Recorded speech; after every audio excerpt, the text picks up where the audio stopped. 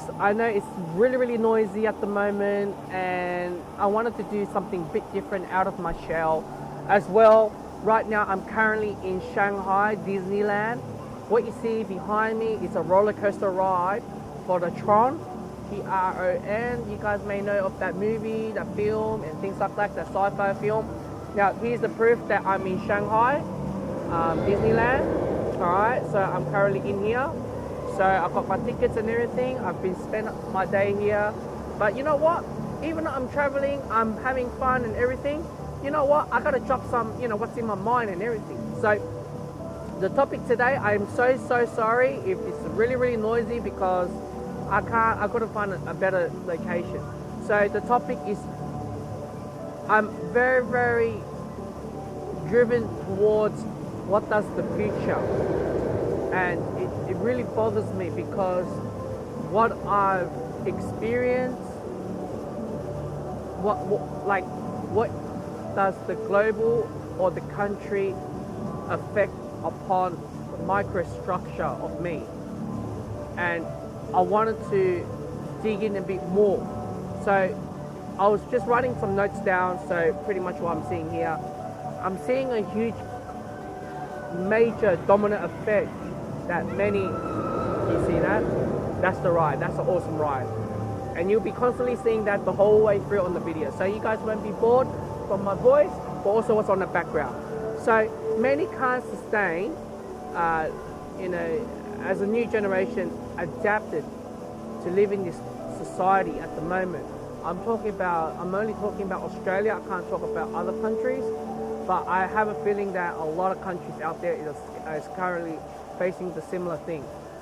The reason why I'm saying this is because as I volunteered as a community support worker through the CBD, the heart of the city, and as well the local, giving out food vouchers and giving out food parcels, and amount of those who fall into hardship just amaze me the most. So now everyone's is turning into survival mode. Not much people are spending nowadays. People are less likely to go out and go spend. Even if they do spend, they only spend on the stuff that they need. Now, as currently I'm living in Melbourne, which is listed as livable city for 7 years straight, which draws global attention. Not only just come to Melbourne, but also to Australia, as many of the cities are on top of the top 20 list on the livable city. So things has changed a lot. It's very appealing. You can come to this country as a skilled migrant, or perhaps you're a millionaire and you can grant a millionaire visa, permanent visa, and that creates a lot of huge dominant effect. But at the same time, it does bring wealth and skills in the areas that is being underskilled. So it does bring good and bad. But those who are underskilled migrant, or as well student migrant, who comes into this country and he comes in a legitimate way, nothing wrong with that. They go by the books. I'm not pointing on them. All I'm trying to say is that it's getting out of hand to the point that locals are suffering as they're on the edge of using their savings or selling their assets, property, or perhaps just getting on personal loans or using refinance money just to survive on daily basis. And this is based on my experience, what I'm seeing my clients, and as well on my family members.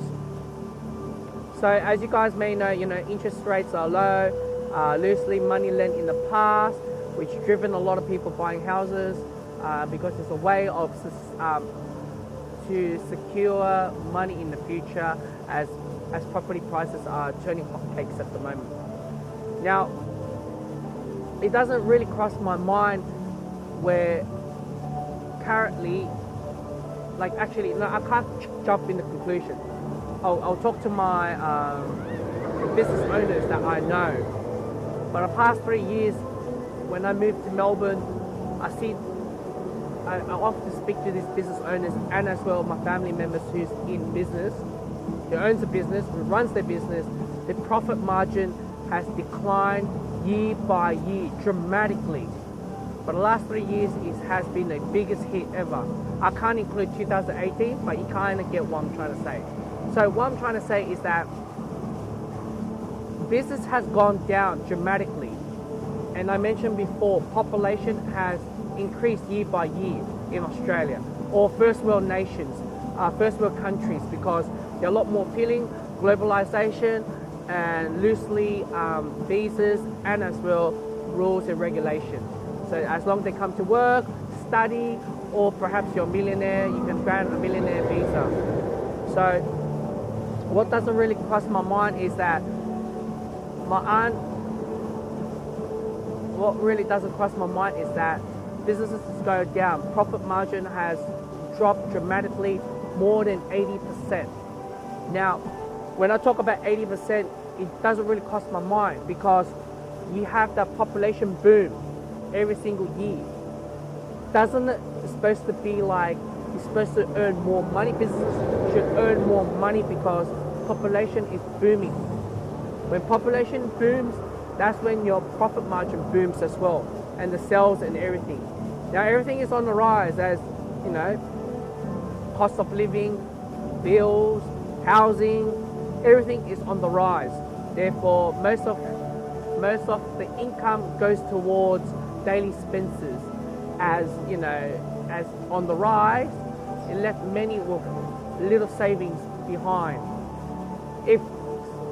And now I see more and more small businesses who are slowly dying out, closing down, where big corporations like big companies, multinationals, whether you name it Apple or Samsung or perhaps Bunnings, Kmart, Target, Woolworths, but you know they're still surviving, even though their profit margin is still hasn't got to the peak, but they're still surviving.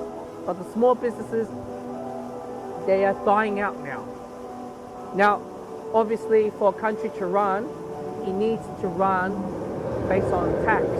So tax generates the country runs, right? And that's when the country's tax is going low.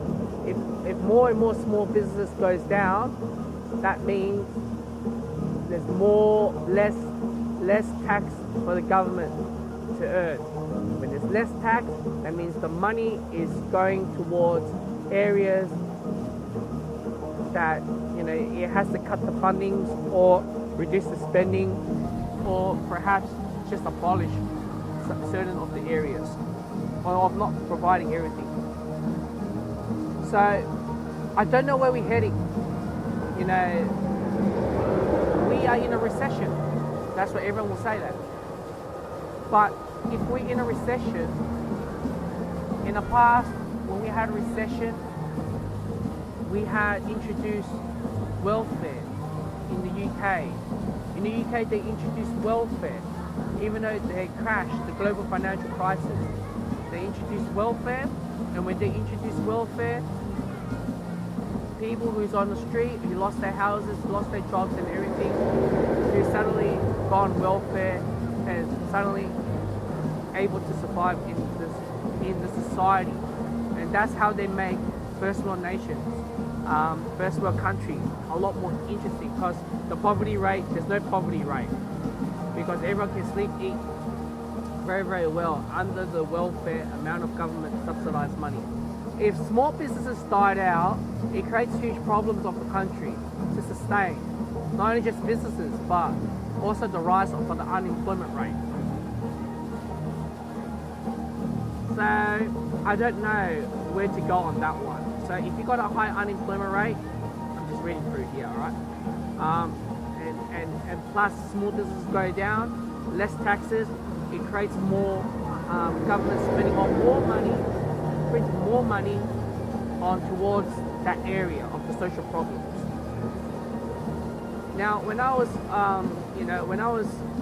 when I was volunteering, I get to see, when people think of food parcel or food vouchers, people immediately thinks of the benefit people, the government, who's on the government, or those who are just homeless.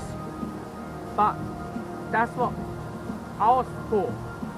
But as I worked on, it's not only just the benefit people, it's not only just the homeless people, but it's also the low income, the middle income is getting the hardest hit right now. And they can't access the services. And when I see that, I see like what led to them to this way. And I don't know how it works.